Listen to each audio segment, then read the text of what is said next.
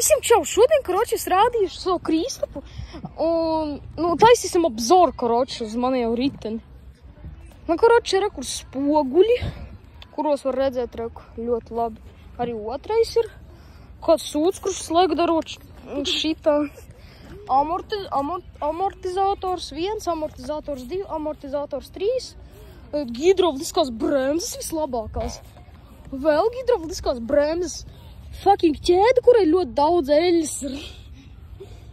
Un jā, un arī šitā huņa, kurai arī tā huja eļas ir. Labi, visiem atā. Visiem čau, šodien es darīšu obzoru uz tā, pirmais, ko es redzu, grīpas, kuras nevar noņemt, viņam tev vajag kaut kādu skoču, tur ja noņemt, tev vispār 100 gadus vajadzēs.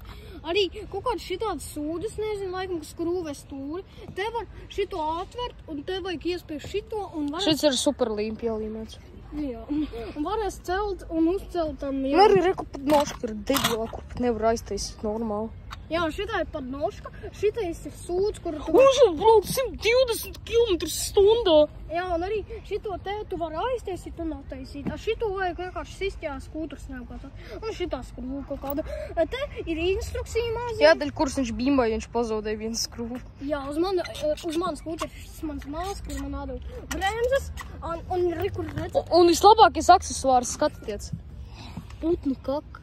Un arī man tāds smuks rieps, šitāds sūds, un arī rekur redzat šito te caurumiņu. Tur var speciāls kameras iebāzt un filmēt, kā tev rīteni griezās. Cerēšu jūs redzēt mašīnām tādu sūdzu. Un tas pats arī otrajā pusē nav. Un bremzes. Labi, visiem tā jūs stubē